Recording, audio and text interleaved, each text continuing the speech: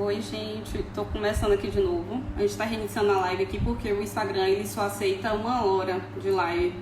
A gente encerrou e estamos reiniciando aqui novamente. Eu só tô esperando o Lauto voltar, que aí eu acrescento ele aqui na live, certo? Deixa aí a pergunta de vocês, tanto corretores como engenheiros aí, quais as dúvidas, as curiosidades de vocês com relação à valorização de imóvel e em fachada, né, com a variável de fachada, que a gente vai respondendo aí, certo? Deixa eu... Isso aqui... Oi, Rafa! Opa, Lauto aqui já chegou, já entrou.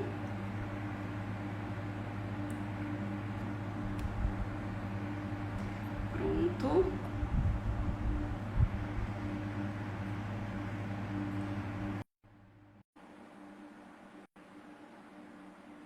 Estou esperando o Lauto entrar. Oi, Lama, um beijo. Oi, pronto. Pronto, voltamos. Eu já recebi aqui um insight aqui que a gente está falando muito da parte de engenharia. Então vamos focar um pouco. Vamos agora prestigiar o pessoal dos imóveis, dos corretores de imóveis, do mercado imobiliário. Você que é uma especialista nisso, percebi sua atuação aí muito forte aí nesse setor. E aí puxa aí o... Então, puxa aí vou puxar um pouquinho assim, mais com relação à parte de avaliação. Mas quem quiser, pode deixar nas dúvidas aí, que a gente vai sanando as dúvidas com o decorrer do tempo, certo? Muitas pessoas falam assim, como é que você faz a avaliação de imóvel? Existem diversas avaliações, mas a mais utilizada hoje é a do método comparativo, né? Com o valor mercadológico. Então, o que a gente faz? A gente pega diversas variáveis e faz um comparativo com essas variáveis. A gente não pode pegar uma variável só, ou duas variáveis, que seria uma variável dependente e uma variável para poder colocar, por exemplo, o preço por metro quadrado e fachada, por exemplo. A gente não pode pegar só esse tipo de variável, porque isso não influencia no preço do imóvel, de uma certa forma. Isso vai influenciar em nenhum fator, mas não influencia no preço do imóvel em geral. Mas o problema, uma fachada com problema, Vanessa, ela não influenciaria mais? Ela influencia. Ela poderia derrubar a negociação. Ela influencia, sim, porque a gente vai pegar diversas variáveis. A gente vai pegar fachadas, por exemplo, tipos de fachadas. Apartamento com fachadas só com compartilhamento, seria um exemplo. Bairro, quantidade de apartamentos, tipo de localização, né? Não só o bairro em si, mas os arredores ali, se fica mais próximo à escola, se fica mais próximo à farmácia, porque tem bairro em geral, tem vários setores, e aí tem algumas localidades no bairro que são mais valorizadas. E a gente sim pega essa questão de fachada e de manutenção e idade de prédio, né? É uma coisa muito importante, principalmente idade. Então a gente não tem como você fazer um comparativo direto de um apartamento que foi entregue agora, um ano, um apartamento que tem 30 anos, de uma forma, colocando como iguais, certo? Mas, se você pegar um apartamento de 30 anos, que teve um retrofit aí, que teve uma recuperação de fachada, aí sim você consegue igualar. Por quê? Porque eles estão com metragens parecidas, com manutenções realizadas, entendeu? A gente começa a pegar esse tipo de variáveis. E aí a gente coloca, a gente faz a parte de inferência, né? Então seria mais ou menos isso daí, assim, a parte de avaliação. É interessante essa parte de avaliação, você faz esse vínculo aí, né? Tá lá bem na raiz, né, do DNA da questão das avaliações, né? Que é muito bem conduzido pelo IBAP, né? O IBAP Nacional, os IBAPs de uma maneira geral. Mas assim, o que me encanta nesse jogo de engenharia, de mercado imobiliário, principalmente no quesito fachada, é o poder que a fachada tem em desfazer uma negociação ou de tornar aquela negociação muito lucrativa, ou cessar a negociação, ou tornar ela muito lucrativa mediante o valor investido. O que eu estou querendo dizer é o seguinte, é que o investimento muitas vezes é bem menor do que do retorno financeiro. o retorno financeiro. Normalmente essas edificações, é por isso que é um investimento e não um gasto. Tá certo? Ele tem que ser, deve ser encarado. E nós estamos falando de financeiro. Nós não estamos falando de segurança, que aí não tem preço. Tá? A vida das pessoas, outro dia lá no Rio de Janeiro, caiu lá uma placa de mármore inclusive colega, estudante de engenharia, né? E se não me engano, ela passou muito tempo mal, não sei que desfecho tomou. Mas lá em São Paulo, um garoto morreu. Mandou a marquise. Sim, a gente tem. Hoje, a gente teve uma época que a gente teve muita história, né, com queda de marquises, principalmente no Rio de Janeiro, né? Hoje a gente não Exatamente. Tem, então, assim, não é tão elucidado como antes. Pois é, então essas coisas, aí a gente volta até a valorizar, dar o correto valor das inspeções prediais, que poderiam ter previsto esses problemas e resolvidos, né? As inspeções prediais startam esses procedimentos. Então, a fachada, ela é fundamental tanto para inviabilizar uma negociação, ou então para que o morador, o usuário daquela edificação ganhe, tenha lucro com o seu investimento. Agora, para isso, tem que saber fazer corretamente as coisas. Isso tem que ser encarado de forma séria, não é chegar e aplicar os andames lá e tirar de qualquer jeito e aplicar de qualquer forma. Existem os profissionais, os especialistas que podem ajudar a parte arquitetônica, o respeito. Não adianta você colocar uma edificação da década de 80, fazer com que ela pareça uma edificação da época dos anos 2000. Né? Às vezes pode ficar até meio que não fica legal, fica desarmônico, né? Tudo bem, não precisa. Eu vou mostrar aqui um exemplo de uma fachada de um prédio em Salvador. Dá pra pegar? Dá. Pronto. Demais. Essa daqui é um condomínio, não é um condomínio, na verdade é um conjunto residencial, né? Onde acho que tem lá, se eu não me engano, 12 prédios. São apartamentos, são prédios com 4 andares, né? Deve ter mais ou menos uns 20 anos. Então, se você pegar um apartamento desse aqui, que tá... Vou botar um exemplo aqui bem hipotético. 180 mil, um apartamento de 2 quartos aqui. 180 mil avaliação. E esse daqui, que seria no mesmo conjunto residencial, com a mesma avaliação de 180 mil, por causa de localização. Qual você acha que vai ser, que teria uma venda melhor, mais rápida, né? Então, mas não tenho dúvida. Muitas vezes o pessoal não entende isso também, que pode estar no mesmo local, pode ter até o mesmo tipo de avaliação, o mesmo valor de avaliação, mas a venda vai ser muito mais rápida nesse daqui. Você tem aquela imagem da minha postagem de hoje, que você apresentou? Tenho sim. Vamos lá.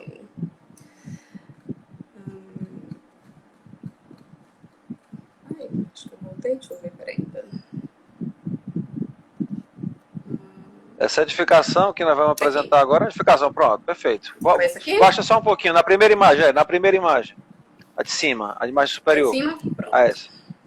Que é a edificação, pronto. Essa edificação, ela era a localização espetacular, atrás tem um shopping Iguatemi, inclusive essa foto é batida do estacionamento do shopping Iguatemi. Edificação de 7 pavimentos, olha o estado dessa edificação. Então, assim, foi investido o quê? Essa edificação hoje, ela deve ter seus 25 anos a 30, aproximadamente hoje. Tá? Então era uma edificação super bem localizada. Veja que era uma edificação, 4 apartamentos por andar, né, uns bons apartamentos, você vê sacadas aí no apartamento lateral, né? 7 pavimentos, uma boa área de estacionamento. Então, mais completa, olha o que a fachada faz com essa edificação. A partir do momento que a gente executa, ela se transforma nisso aí, né? Quer dizer, não, às vezes isso é tudo cerâmica, ela era pintada e ela foi colocada cerâmica. Às vezes você nem acha que é outra edificação. Não pode ser aquela, né? Não pode ser aquela, né? Então, aí foi colocado todo o sistema. Pode falar. Quem passou na época dessa daqui depois voltou E viu isso aqui, Perfeito. assim, outro apartamento, derrubaram aquele e construíram outro edifício Exatamente. Aí volte para a imagem de baixo agora, que é a fachada lateral. Olha, a fachada lateral da edificação, né? A arquitetura não existe aí, né? Não teve nada de arquitetura, né? E o projeto proposto foi o lateral, né? Esse aí que você vai mostrar agora ao lado.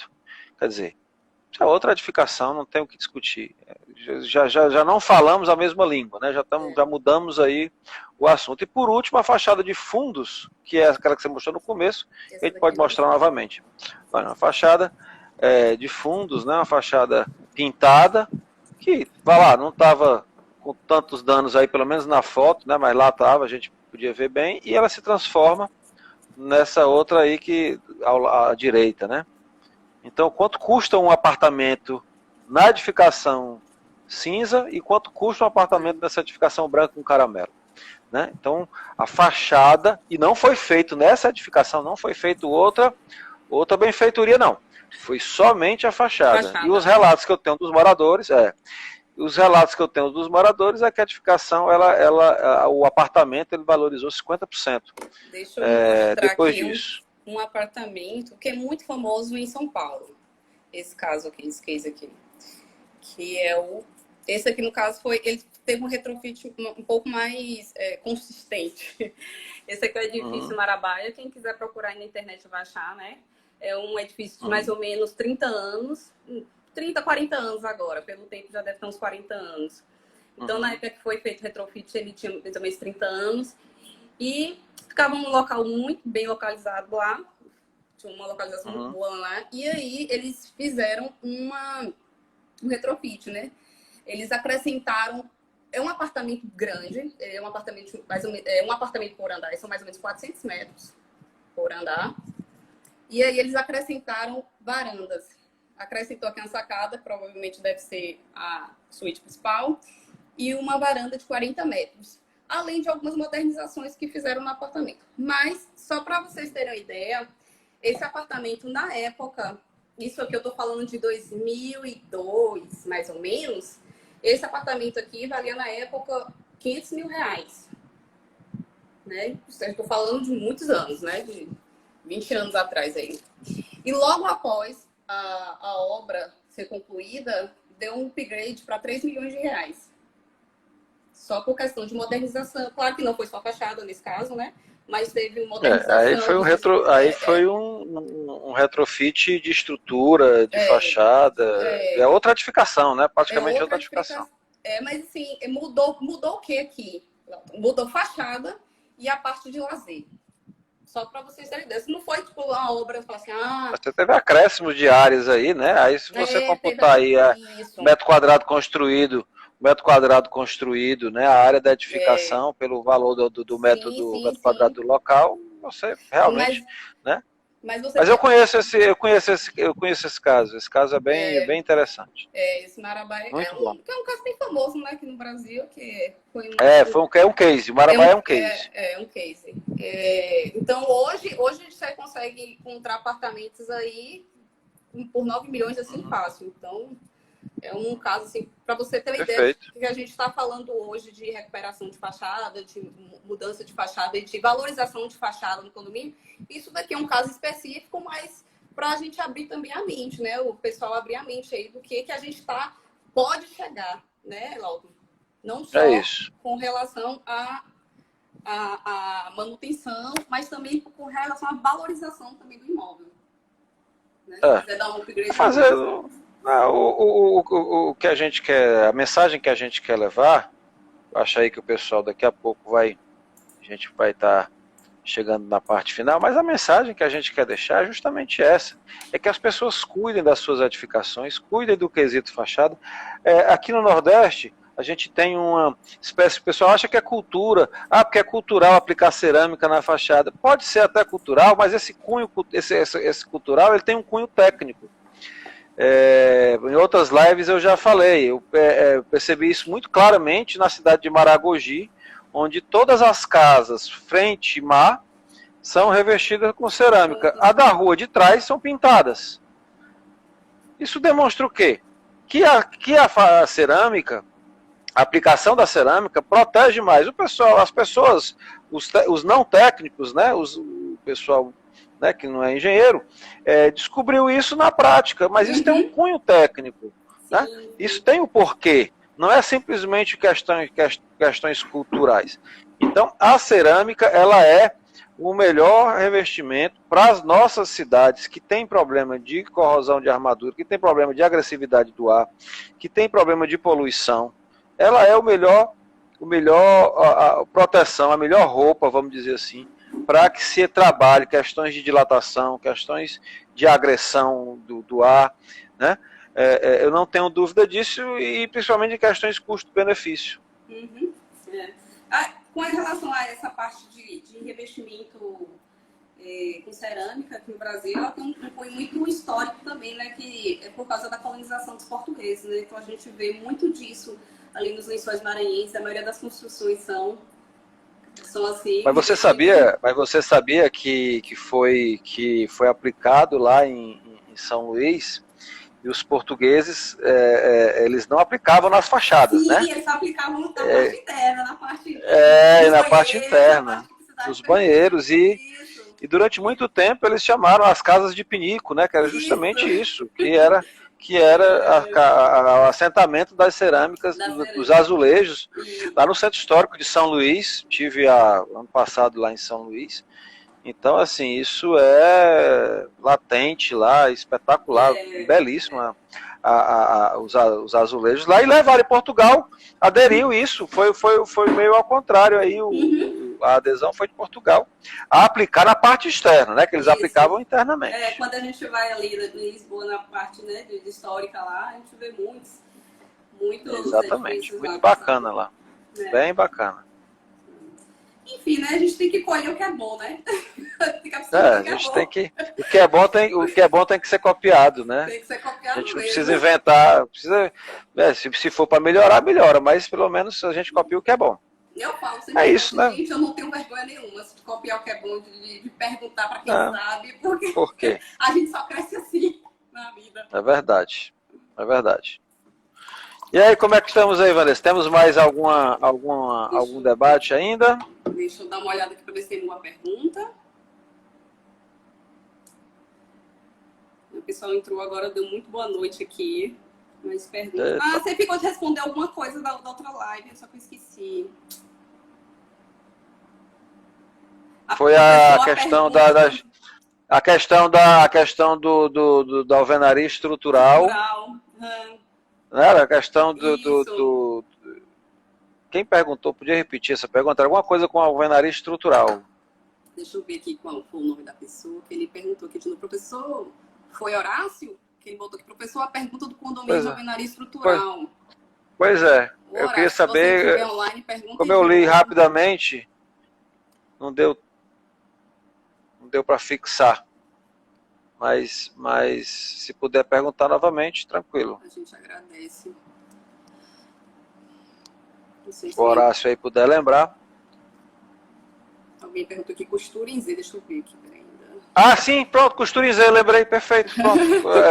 A situação era, pronto, já lembrei. A situação era uma edificação de 4 pavimentos em alvenaria estrutural que estava fissurando e foi aplicado uma costura em Z.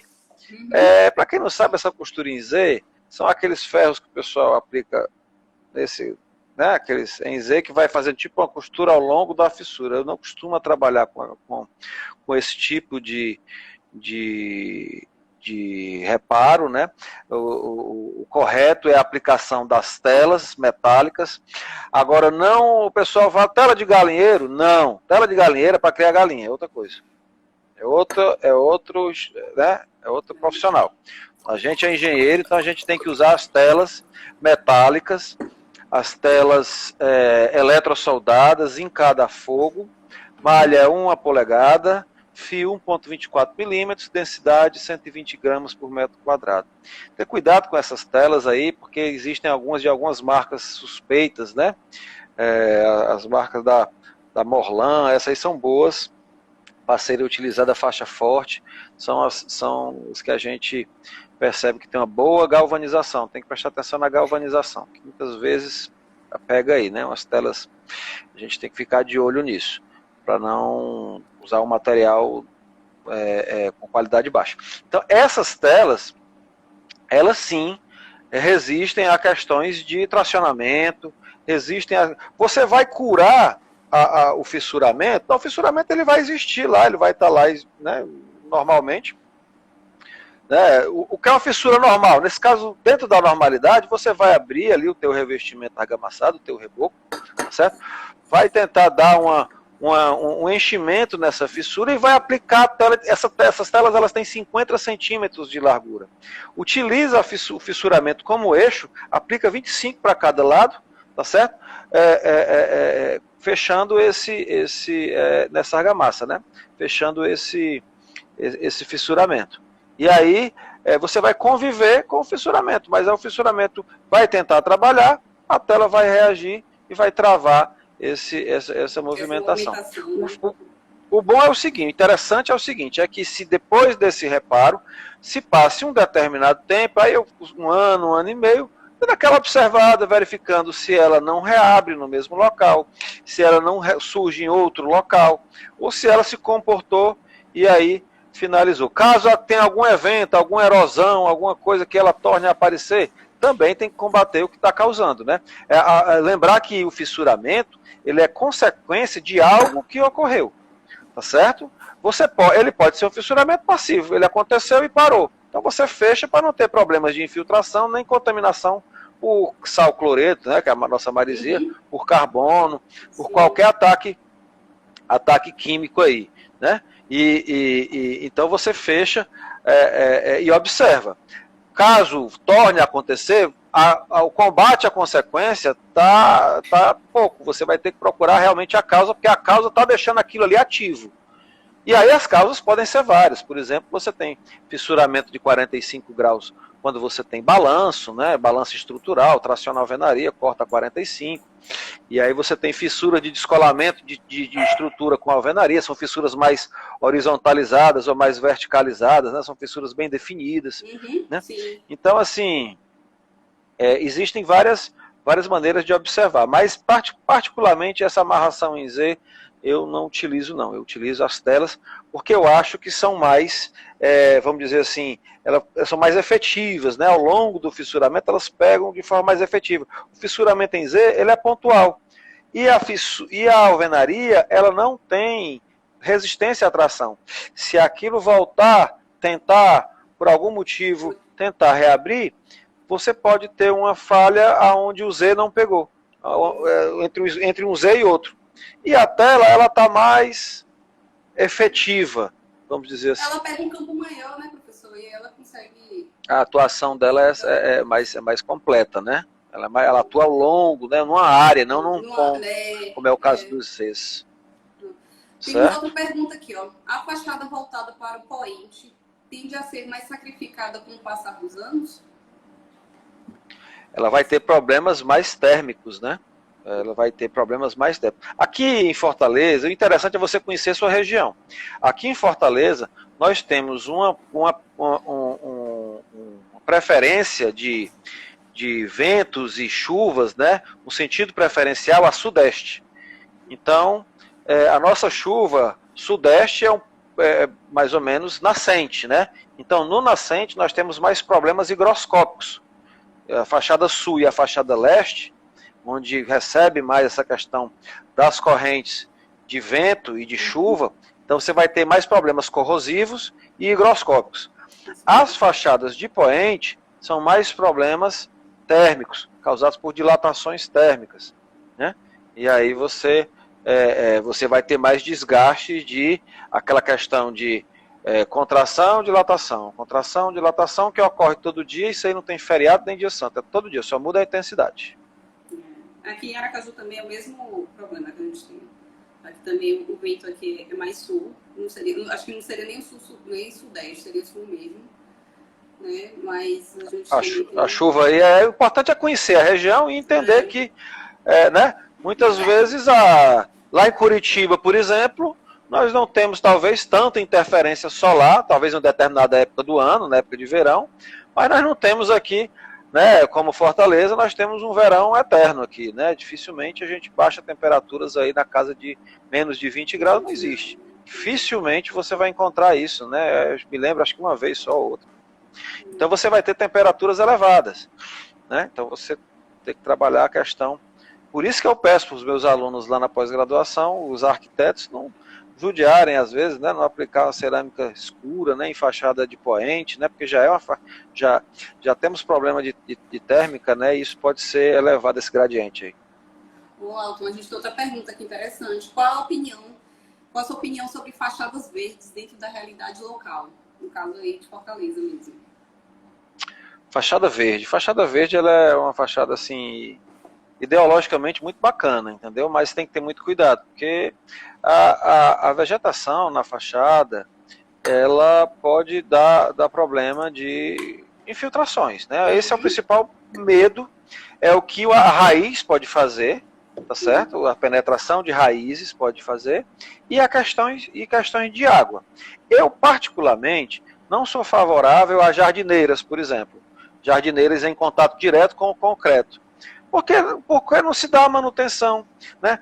Nós tivemos aqui em 2015, em junho de 2015, um evento, uma ocorrência aqui terrível, que foi uma varanda que caiu de um prédio, né? A varanda ela colapsou, até matou 2 operários que estavam tentando escorar e tudo, né? A edificação. Ficou bem conhecido esse caso do edifício Versalhes.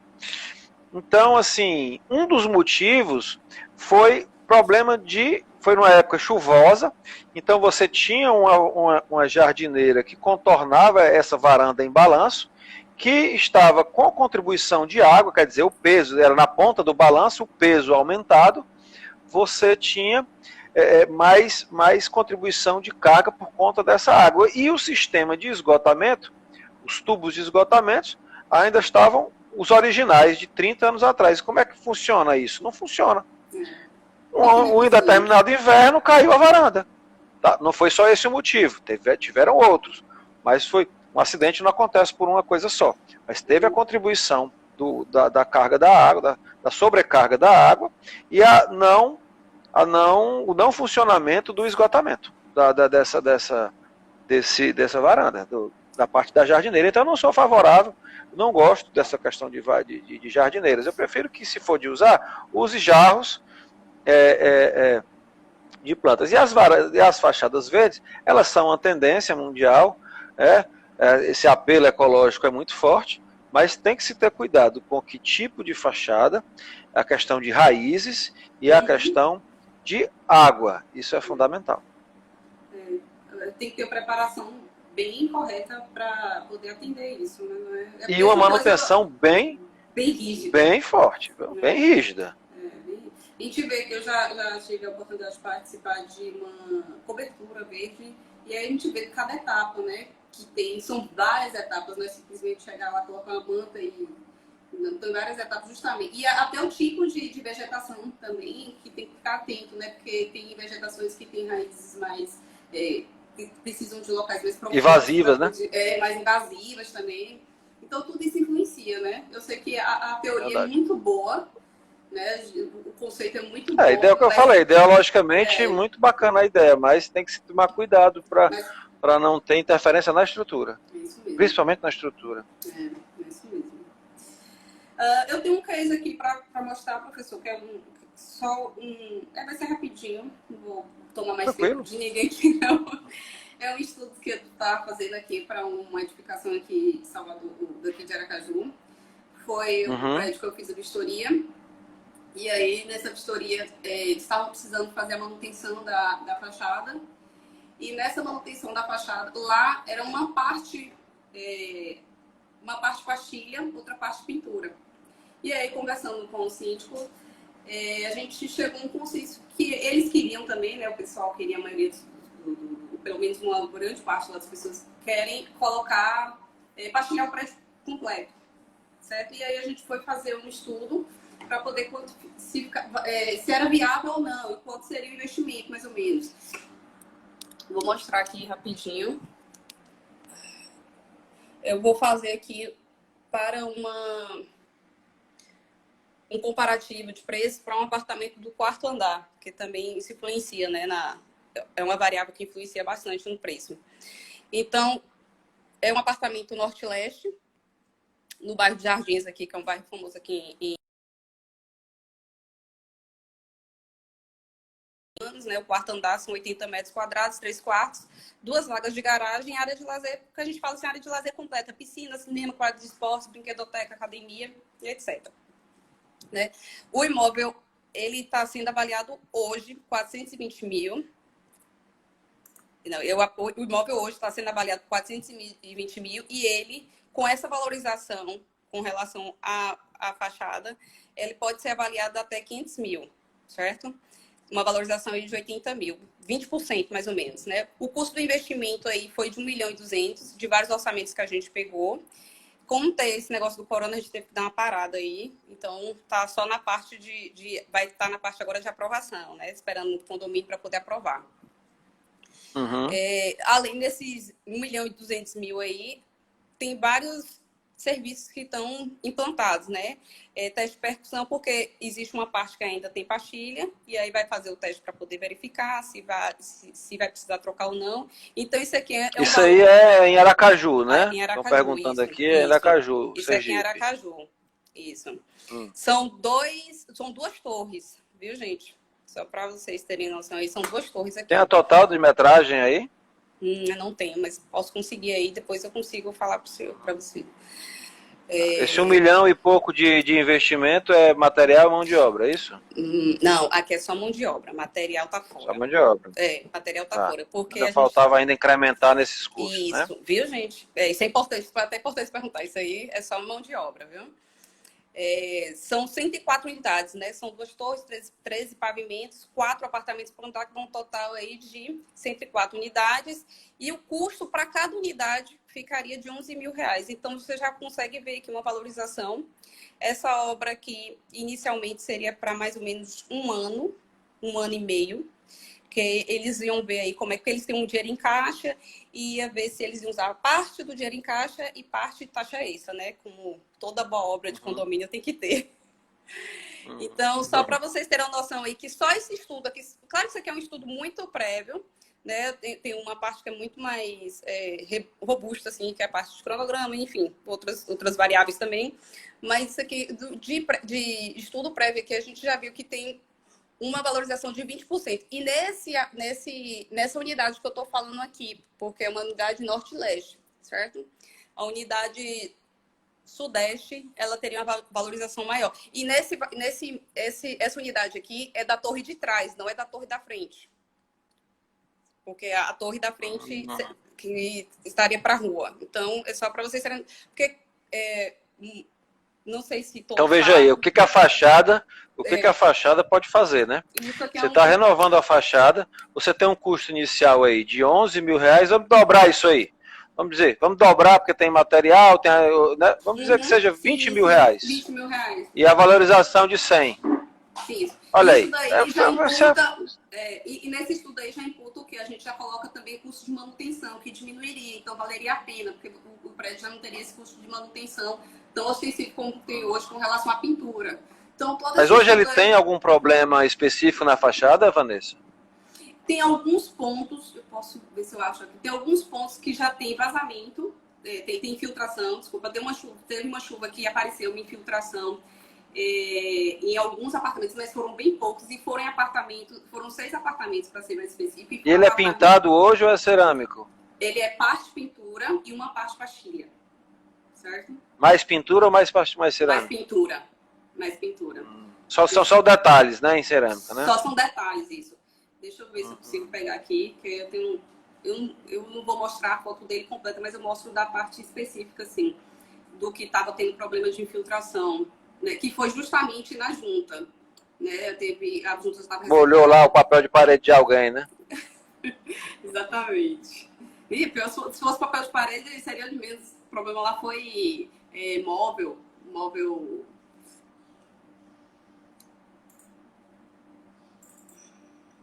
Deixa eu só pegar aqui.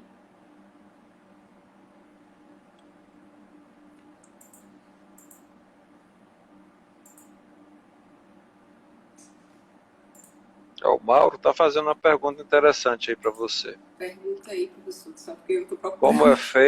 Como é feito o cálculo da valorização? Como é feito o cálculo da valorização?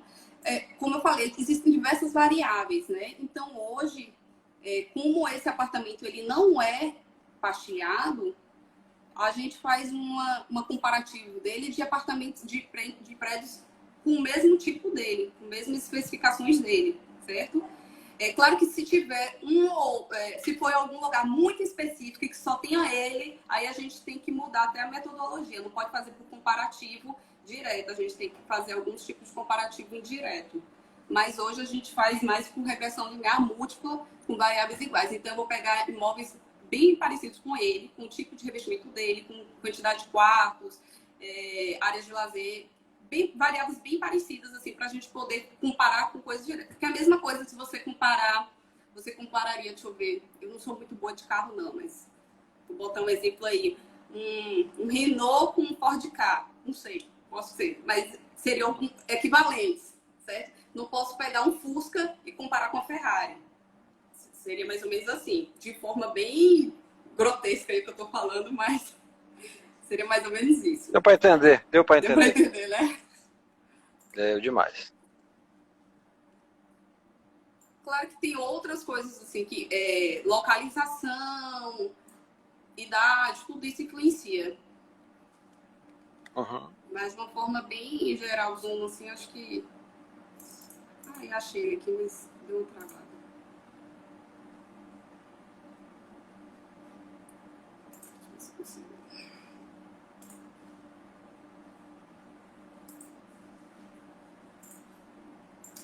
Mais alguma pergunta aí, gente? Era essa questão da valorização, deixa eu ver, seria interessante divulgar a metragem das torres. A questão do Z a gente já falou. Infelizmente no condomínio existe um laudo, agora é tentar convencer o síndico. Esse aí foi Era o que eu imaginava. Não é o Horácio. Aqui, pronto.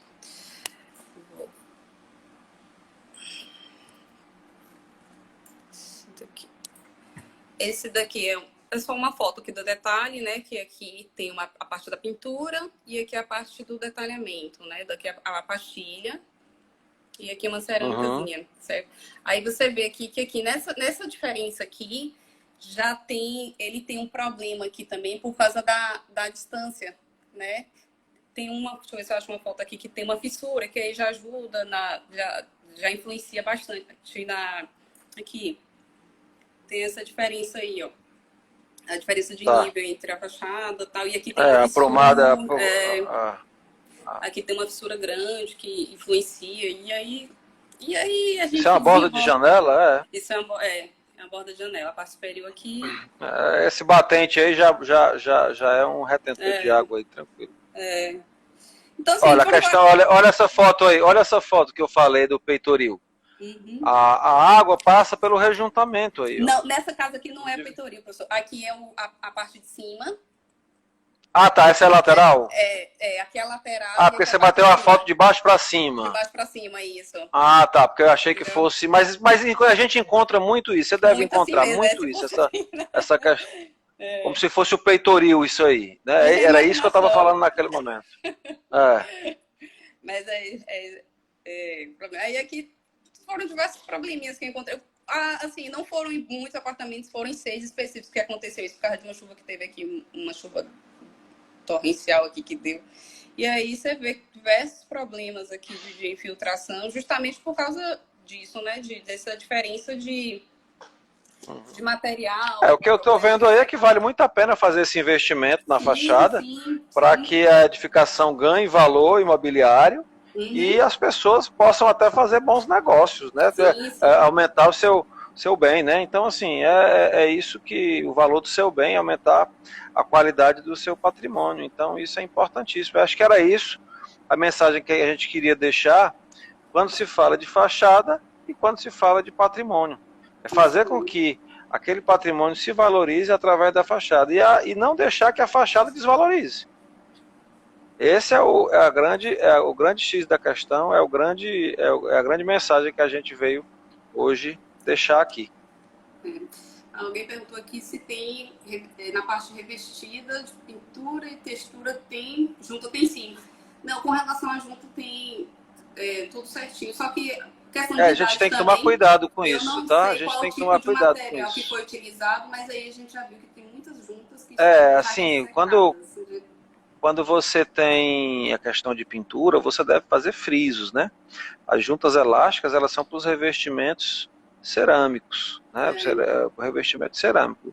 Quando você tem a pintura, você faz o friso, que é um pouquinho diferente da junta, não tem o material elástico exposto, né? Essa aí é uma coisa que tem que prestar atenção. Tem uma parte da fachada que ela é revestida do teto da cobertura ao play, né? Sei. Entendeu? Então, assim, eles fizeram por completo.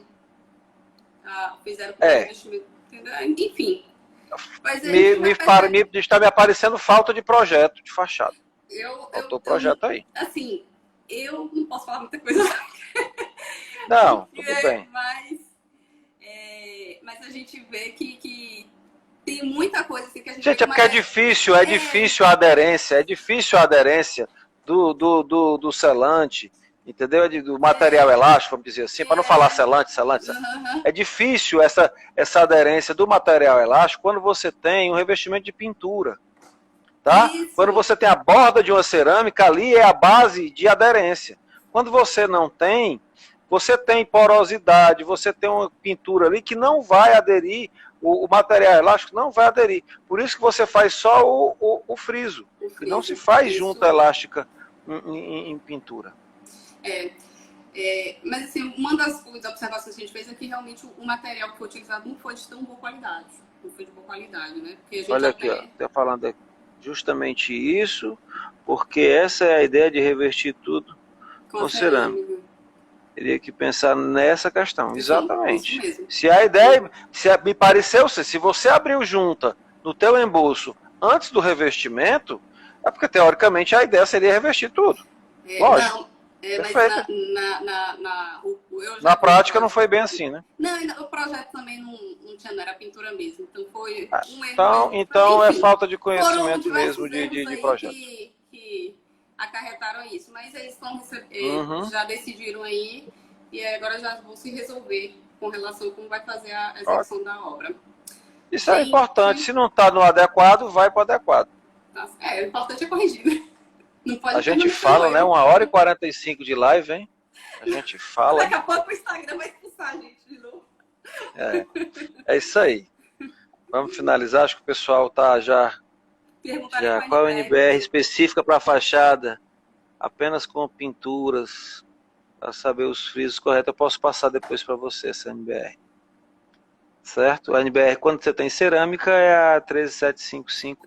Como o nosso trabalho é basicamente em cima dos revestimentos cerâmicos, né? Então a nossa NBR ali é a 14992, é a 14081 e a 13755. Essa de pintura eu posso depois passar para você, Vanessa, aí você passa para o seu... Podem cobrar aqui no Instagram. No Instagram, pode cobrar, tá? Do professor também, que a gente...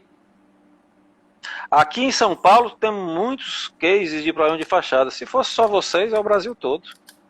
Muitos cases. Em Fortaleza nós temos muito, me parece que Aracaju também.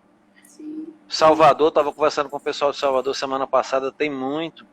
E assim, nós vamos estar, a nossa intenção é sair pelo Brasil, nós já tem um curso montado sobre patologia, execução e patologia de fachada, e o nosso intuito aí é sair pelas principais capitais aí, os principais locais, para ministrar esse curso de acordo com a demanda, o pessoal havendo a necessidade aí, a gente chega e já tem esse curso montado, a gente já ministrou algumas vezes ele, e é muito interessante, porque a gente ensina a executar a fachada, mostrando todos os equipamentos e elementos construtivos, né, todas as ferramentas e equipamentos, aí depois a gente passa para a execução em si, e por fim a gente vai tratar dos problemas, das manifestações patológicas, né? Desde uma simples aflorescência, que é um manchamento, até o desprendimento volumétrico, que é a queda do revestimento argamassado. Isso é um curso que a gente já tem há algum tempo e que a gente está sempre alimentando, porque sempre vai aparecendo novos casos e num concurso é igual ao outro, porque a gente vai recebendo Não aparecem novos casos, né? Não, a gente vai tratando, de repente aparece uma coisa que é muito interessante, a gente consegue fazer uma imagem de uma forma diferente, mais didática, e a gente vai sempre modificando, né? Ô, professor, só para encerrar mesmo, assim, porque eu acho que o horário também a gente não vai incomodar muitas pessoas, você podia falar um pouquinho dos novos patologistas, né? Que eu vi que você está com esse projeto novo aí. Os novos patologistas, né? Os novos patologistas, ele saiu de um grupo de WhatsApp que eu criei, e eu sou muito amigo do Renato Saad, que é um engenheiro patologista lá de São Paulo, né? E do Paulo Silva, que é o Paulinho da Planville, lá de Curitiba. E o Kleber José, que é lá de Belo Horizonte, né? E, então, que é um cara um profissional muito focado na parte de inspeção e na parte de perícias judiciais, né? Então a gente fez esse grupo de WhatsApp e de repente incluímos aí o Matheus Leone de Brasília, tem um cara daí de Sergipe, que é um carioca, mas ele mora em Sergipe, que é o Leonardo da Gerencial, né? E temos agora por último que por enquanto fechou a porta, trancou, tá com a chave da porta, é a Cristiana Furlan, que é uma patologista de alvenaria, tem até um livro, Patologias de Alvenaria, e que hoje eu estou escrevendo outro livro com ela, que é Patologias de Fachada. Então os novos patologistas são esses 7 elementos aí, 7 engenheiros que lidam com patologia já há algum tempo, que se resolveram pela amizade, resolvemos nos juntar, assim, num movimento que dissemina o gosto pela patologia, dissemina o conhecimento, né? Que a gente faça com que a gente está percebendo que as edificações estão envelhecendo e que precisam ser tratadas corretamente, né? Então é isso. O nosso patologista é esse movimento aí de profissionais mas qualquer um pode participar dos novos patologistas, é só fazer repost, apresentar cases, nos marcar lá no nosso Instagram, @novos patologistas, né? É um movimento, né? Nós apenas estamos aí, né? É um grupo de amigos, mas que está chamando toda a comunidade de engenharia que gosta, que é apaixonada pela patologia, que trabalha com a patologia. E ações como essa que nós estamos fazendo aqui, de tentar levar um pouco do assunto, tentar contribuir, né, na decisão das pessoas, de fazer o trabalho correto, de utilizar a engenharia para resolver as coisas e não simplesmente a parte comercial, né? Nós temos que aliar a parte comercial, a parte de engenharia para encontrar o melhor produto. E nessa parte do conhecimento eu vou encerrar com a minha frase que já está ficando clássica, né? Que o conhecimento, ele já existe, conhecimento técnico, ele já existe e tem dono. Ele é da engenharia. Não é meu, não é seu, não é do Renato, não é do Paulinho, não é dos novos patologistas, o conhecimento é da engenharia. Nós apenas tomamos esse conhecimento emprestado e devemos fazer bom uso, devemos compartilhar com os nossos colegas, entendeu? Fazer com que a coisa cresça em cima da boa engenharia. Essa é a nossa intenção particular e eu acho também que está no DNA aí dos novos patologistas. É isso. Eu que agradeço, professor, aí pelo tempinho disponibilizado para nos ajudar tanto, tirar muitas dúvidas, foi muito legal. Né? Eu virei fã, assim, confesso que eu não conhecia o senhor, até questão de distância também, mas a internet hoje junta todo mundo. E hoje eu sou fã já olhei todo o Instagram, já propaganda, tem muita coisa legal lá, eu procuro publicar os meus cases, e assim, mostrar o que acontece, né? Não simplesmente apontar o problema, ninguém está aqui para apontar o problema de ninguém. A gente está aqui para mostrar o problema olha, a solução é essa aqui. Conheça esse problema. Ninguém está aqui para apresentar, simplesmente jogar um problema e dizer, olha que feio. Não. Olha aqui o que aconteceu. Aconteceu isso aqui. Muitas vezes vai estar lá, por que ocorreu isso? Isso é uma consequência daquilo. Então, assim, essa é a intenção. É o debate, é proporcionar o debate, é proporcionar o pensamento, né? Fazer com que as pessoas pensem o problema para poder propor soluções interessantes, tudo em nome da boa engenharia, em prol da sociedade. Nós estamos aqui para isso, para resolver problemas da sociedade. É isso. Para isso nós somos engenheiros, somos formados. Problemas do dia a dia. E a gente é isso. Só uma coisa que eu amadureci muito na minha carreira, né, na minha área profissional, é de aprender com muitas dificuldades, mas aprender, porque eu acho que eu fui criada num conceito de ter dificuldades em me relacionar com outras áreas. E aí, com a engenharia, eu descobri que não, que a gente tem que... Ninguém sabe tudo, então... O que eu estou fazendo de perícia, aprendi muito isso também com a parte da perícia, né? O trabalho que eu estou fazendo aqui de perícia, eu preciso da área de estrutura, eu preciso da área de outras especialidades que não é... Nós estamos no campo multidisciplinar. Multidisciplinar, isso mesmo. Então, eu perdi, eu tinha muita vergonha de perguntar as coisas assim, hoje não, eu pergunto, eu falo, eu não sei, me explica aí, me ajude, vou atrás, pô. E a gente tem que tirar esse conceito, né? Nós engenheiros, a gente é muito egoísta. Isso eu falo porque meu esposo é médico. E aí eu vejo o tempo todo ele discutindo casos com colegas, assim. E eu acho que a gente ainda tem um pouco de dificuldade com relação a isso. Né? Então... eu acredito nisso. Mas nós estamos aqui para mudar esse paradigma, quebrar esse paradigma, quebrar esse conceito, fazer com que o conhecimento circule e que pelo menos que a patologia trabalhe nesse sentido, né? Que os patologistas, que os inspetores prediais, que quem seja apaixonado por patologia cresça junto. Tem mercado para todos, tem campos para todos, tem cases para todos os gostos. Ok? Gente, e assim a gente segue em frente. Obrigada por ter ficado Abraço a todos. Na live com a gente. Qualquer dúvida. Quase 2 horas. Quase 2 horas. Eu acho que um pouquinho mais de 2, que a gente ainda ficou por trás aqui, conversando um pouquinho antes da live. Quem tiver dúvidas, sugestões ou quiser mostrar algum case aí, pode mandar para o meu Instagram, pode mandar para o Instagram do professor, que eu tenho certeza que ele vai ter o maior prazer. Lauton_parente. Pronto. Eu vou tentar salvar essa live e colocar no YouTube. E aí, assim que eu conseguir, eu aviso o professor também e disponibilizo o link. Tá bom? É isso. Um abraço a todos aí. Fiquem Tchau, abraço a todos, boa noite. Saúde para todos. Boa noite, fiquem com Deus. Tchau, tchau. Boa noite, tchau, tchau.